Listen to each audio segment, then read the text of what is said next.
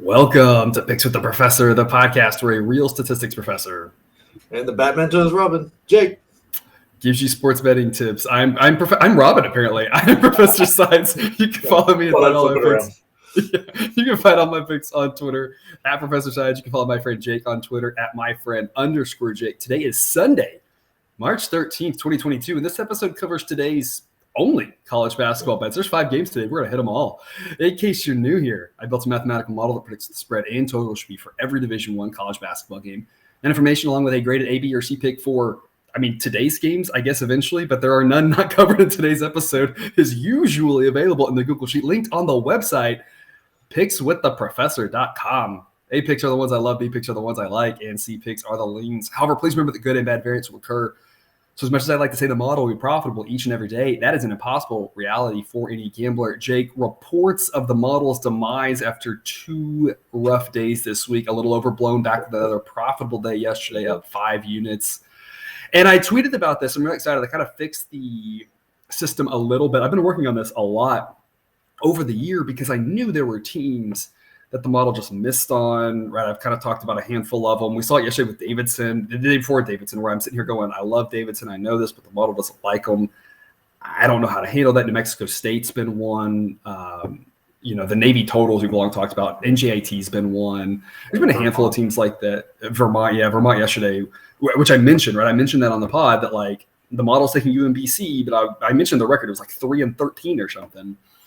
And without getting too much into the weeds, I knew this all along, and I tried all season to adjust the model a little bit mathematically because I don't want any, add-ons to this, but mathematically to kind of say, here's how much I'm missing by, here's how much to adjust. And every time I did it, the model overall got worse, which I think is an interesting finding that I can dive deeper on. I have a website. I might write a blog post about this or something for people who are interested. And it has some interesting implications, but the long story short was, could never do it. So I kind of finally got a fix for that. And I'll talk about it a little bit today, given that a couple of these teams are playing today that have been really over or underperforming lately. So I will talk about that. And so I'm excited about that on top of a winning day yesterday. Jake, what is one thing or 2 things or however many things? There's only 5 games to talk about. So however many things you want to talk about, let's talk. Look, I am just absolutely giddy that Selection Sunday is here. This is incredible. Like I talked about yesterday, it's wide open everywhere, and I cannot wait to be the guy in the room that's like, hey, I'm smarter than the committee and all those guys there, and this is why, and all the versions of the transitive property where so-and-so beats so-and-so, so that means they got beat by this team, that means this team beats this team. Yeah, I can't wait for all those discussions because that's just so much fun. But some double-digit seeds or projected double-digit seeds to kind of watch out for here. Like St. Peter's, that defense is really good, and they force a lot of turnovers. Not sure how great that team is overall, but forcing turnovers and playing at a pace when you've got nothing to lose because you weren't expected to be there is deadly come March. And then the way Davidson and Vermont shoot the ball, this is going to be – that'd be terrifying if I see one of those teams lined up against my team. And Chattanooga and Loyola Chicago are just really good teams that just didn't play a great non-conference, so they're not getting talked about that much. But these teams are really teams to watch out for. Also, don't forget to join the Picks with the Professor bracket group on ESPN. The password is Professor, all lowercase. So just join in, see if you can beat us.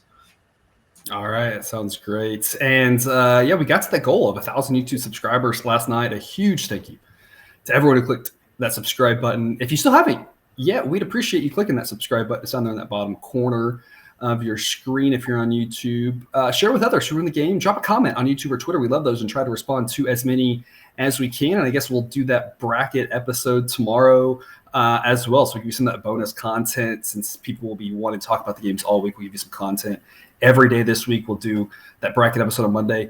Tuesday, we'll talk about the playing game, and we'll talk about some of the early round games we like. Same thing Wednesday, we'll talk about the playing game, some of the early games we like. And then Thursday, we'll do our normal episode with our favorite picks, and then we'll do a bonus episode where we talk about every other game that's out there. Same thing Friday. We'll have covered the game somewhere in one of the episodes if you want all that content. If you want to just stick to the normal kind of 20-ish minute shows with our favorite picks, you can do that as well. And if you want to hear the other stuff, we've got that as well. So we kind of got you covered either way there this next week. At March and October, best time of year. I mean, October, you got college football and you got baseball playoffs. It's fantastic. And then March, you got Baseball a little late now, but getting going is exciting, right? All your fantasy drafts, all that stuff in March Madness. I mean, March and October are always my two favorite months. And leading into the Masters, which is always wonderful. There you go. Exactly. The commercials and all the nostalgia from there, right? All right. So today we've got 5 games. Again, we're going to hit them all. We're going to start off with the Ivy League game, Yale and Princeton playing, I think, at Harvard's gym, if that's not weird enough. The model here thinks that Yale has a slight edge, but the model has really underestimated Princeton lately. They have come on strong. So I'm going to pass on the side. And instead, I'm going to turn to that total. The model thinks the total should be 145.5. So I'm going to take over 143.5. And remember, on this game and all the other games, I am giving a slight point deduction because of the neutral site conference tournament, all that stuff effect. It worked mostly yesterday for us. Even that Kansas over I took got us there. So it's leaning more under than over. I'm still giving that penalty, but I still think over is the right play here, over 143.5. This one's interesting to me because I saw bits and pieces of both of the Ivy League games yesterday. They both had a ton of points early and then just ground to a halt. That seems a little bit flukish to me. Maybe you eye a first half over if you think the same thing's going to happen. I can't say I've ever recommended the first half over. It's kind of a weird play, but it's something to consider. I'm recommending the game over. That way, if there's late fouls, which is very possible in a tight game, and or overtime can get us there. Princeton's defense is awful, but their offense is amazing. Yale plays really fast. I think let's start the day off with some points. I'm going over 143.5. Jake, which side are you on in this one? Well, you kind of took all the points I had, but I'm on Princeton, and I think it's because their offense is so much better than Yale's, and their defense is not that far behind Yale's. So yeah, Yale doesn't have any defense either, to be fair. Yeah. so I think the difference is that in the offense, the way Princeton is shooting the ball. They've won 8 in a row. They're 18-2 as a favorite this year. They're super efficient offensively. They ranked 5th in effective field goal percentage, 6th in three-point percentage, and that's even gone up in their last 3. They're at 44.2 in their last 3, which is just insane as a team. They're ranked 5th in threes made a game, so it's not like they're shooting 3. They're making almost 11 a game right now, and that's just insane. And they're taking care of the ball. Their turnovers on the year are about just under 10, but they've dropped that down to 6.7 in their last 3, which is just that's Wisconsin-esque, like even better than that. And I think it worked out to be like a 10%. So 1 in every 10 is a turnover. Wow. It's pretty good. Yeah, that's incredible. But somehow, with all this amazing shooting they have, they are garbage at the free throw line. It makes zero sense that you step back 5-10 feet and everything's going in at 44, almost the same percentage. They're shooting 54% from the free throw line as a team, but 44% from the 3 line. That makes no sense. It's supposed to work the other way, but that seems hard to do. Yeah, it's just nuts. But like I said, Yale's defense is just close enough in ranking to for Princeton. I think Princeton gets those covered very easy. And I got a kind of off-topic question for you. With it being at Harvard's gym, is that a true neutral site, or does that change your model at all since they've played there and they'd be more familiar? Yeah, it's a good question. I am treating it as a true neutral site, and here's the reason why is that when we have a road game, right, part of the home court advantage is the fact that it's not your gym. It's not your backdrop. It's not the same thing that you're shooting at that you're used to. And that's part of the home court advantage for the home team. And so in this case, it doesn't turn out to be an advantage or disadvantage. It turns out to be a slight disadvantage to both. So yeah, even though it's a gym that they've played at, I am still giving them that slight penalty. Like we saw the same thing with the Southland playing in Katy, and they all played there earlier in the season. So it's a gym they have all played at, but again, it not being your backdrop, it's like each team's offense gets a tiny bit worse. And when you get a tiny bit worse against a team who is comfortable there, that's part of, again, refs and fans and travels, part of the home court advantage too. That also gives you that little boost there. And so here I am still deflating it so great question. Moving on, we've got Richmond at Davidson, 12 p.m. Central here. Davidson's a 3.5-point favorite. I mean, see above on the side, right? I'm missing less with Davidson lately than Princeton, but Davidson's just been a buzzsaw, and the model right now would give a slight lean to Richmond. I don't think Richmond is a crazy side to take. They've been good to us lately. getting 3.5 points in a game that anything can happen in isn't a crazy thing, but just given how hot Davidson has been, it reaches that threshold that I was playing with yesterday that just says maybe the side isn't your smartest investment. The model thinks the total should be 140. The last time they played, there was a ton of points. I think let's go over 137.5. Jake, this should be a fantastic game to watch with how well both of these teams are playing. If I'm not mistaken, Richmond needs to win to make the tournament, so they're going to be laying it all on the line. Davidson's in either way. Again, been a fantastic team of late. Can Davidson keep that hot streak going and cover 3.5, or does Richmond make it into the big dance? Yeah, I think Davidson covers this. This is your bid thief alert, like woo, woo, woo, kind of thing, right? Everybody and their brother's going to be watching this game that's anywhere near the bubble, right? Because Richmond is eating that last spot if they get in, and who's that kick out? Like, where's the committee line things up, and what's that done? Like, and then Texas Tech and Virginia Tech's runs, like what are Texas Tech, Texas A&M, like that. There's a lot of bubble implications happening today which is really different than most years because normally it's all settled. But what you got Richmond and Texas A&M that could be, I think Texas A&M's in the way, but they could lose and still make it, or they could win and for sure make it. They're definitely an interesting spot for that. Yeah. And so Richmond has to have this one, so they're going to be throwing everything they have at it. But I really think Davidson's got it. They are just an incredible offense, and they're on a buzzsaw kind of roll. And their defense is average, but with an offense like they have, an average defense looks so much better than what it actually is. And they really need I want to try to say his name, Bajakovic, the big white guy that runs the paint. When he's in, their defense goes up considerably because he can defend the rim. When he's out, in the few games he's missed, they've really struggled. And like Davidson already beat them by 3 on the road, and I think they took Richmond's best shot there and still came out clean. So I think they're going to win this one probably 5-10, somewhere in there. I don't think Richmond's got enough offense. They're going to depend too much on Gilliard and Burton's not been playing well in the tournament. Gilliard's been having a great tournament. I think he had 30+ yesterday. So this is going to be a time for him to shine, but I don't think they've got enough to get it done.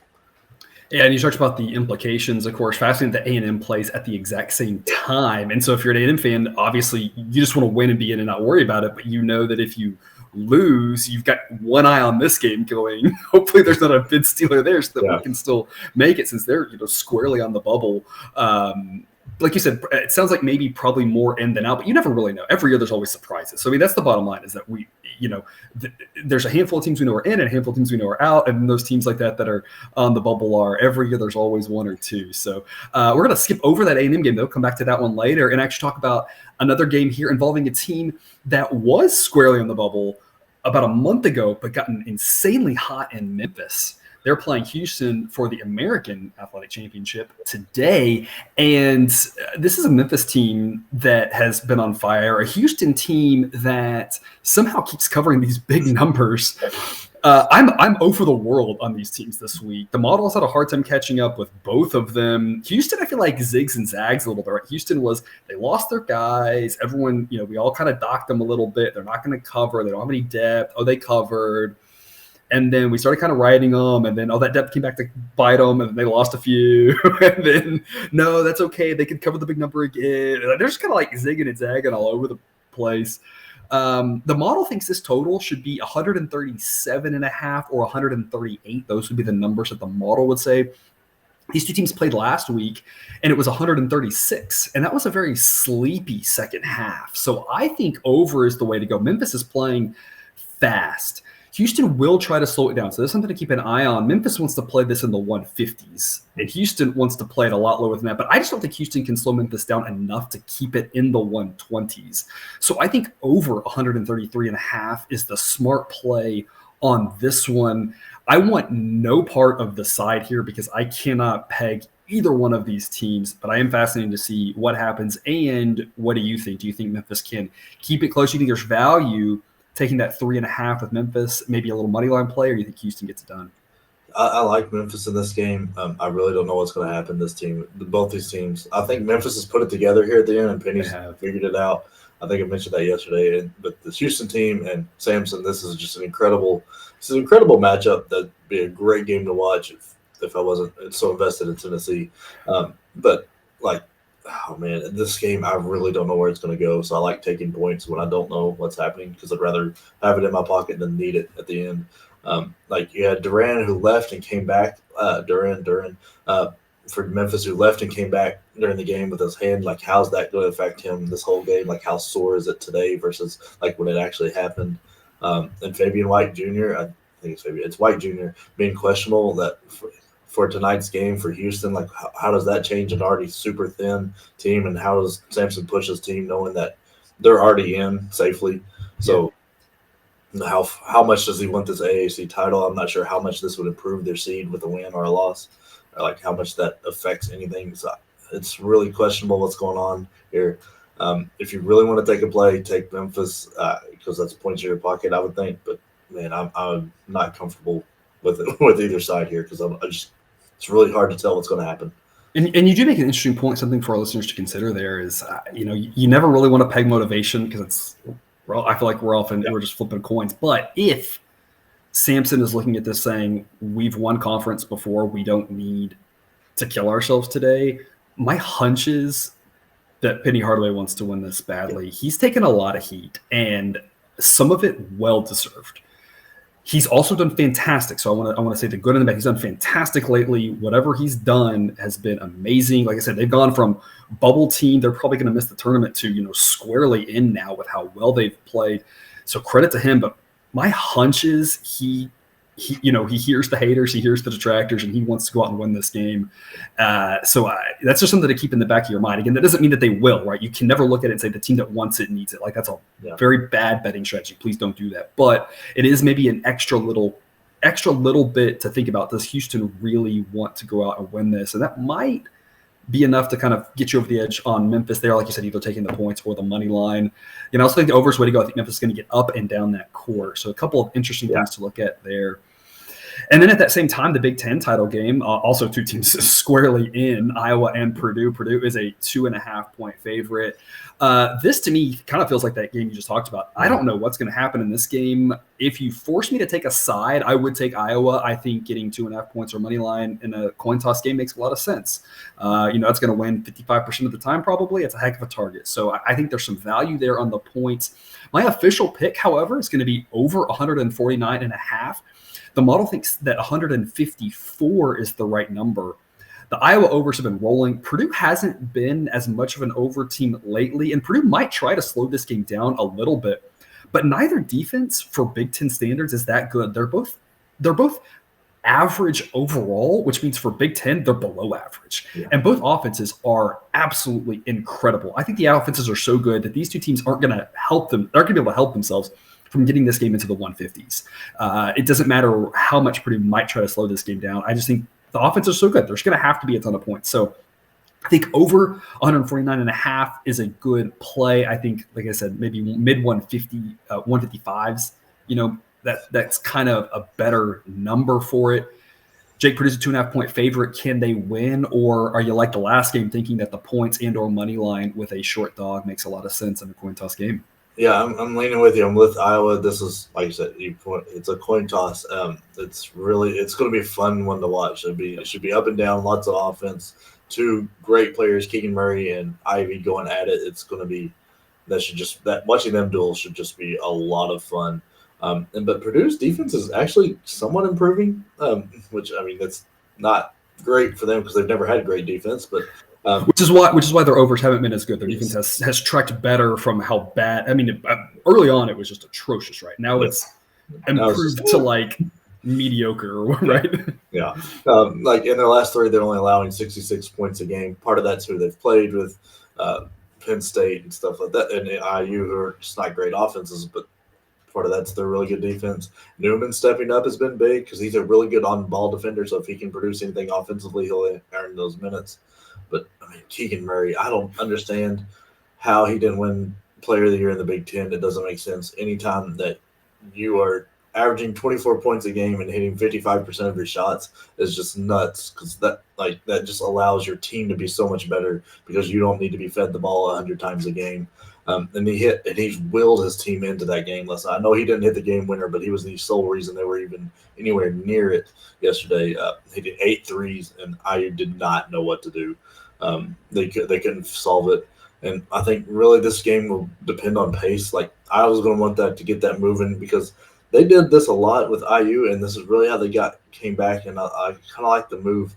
They did a little token pressure to kind of take their offense and have to make IU's offense speed up a little bit, and then they put Murray at the 5, and made Trace Jackson Davis chase him all around the court, which was I thought was a brilliant move. And you do something like that today, where you're going to have Williams or Edey go around and have to chase him. That could work in spurts, but if Purdue can slow the ball down, that's terrible because Edey and Williams will just eat Murray alive down low. So it really kind of depends on who's in control of the pace and when that. And then Jaden Ivey is just an offensive mistake eraser.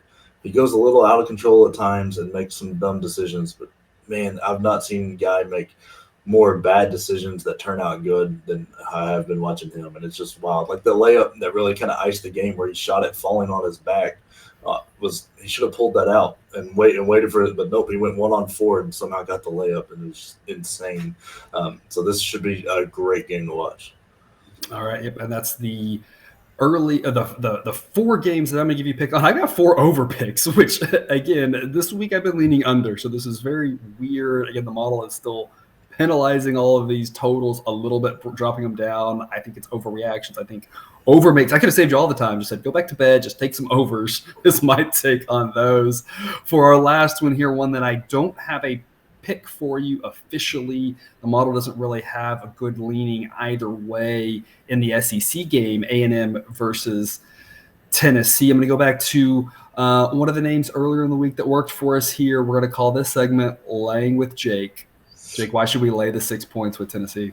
I think it comes down to the offensive end, right? So Tennessee's defense, like according to Ken Baum, is 3rd in the nation, and Texas A&M's is the 37. So you've got 2 really, really good defenses going at it.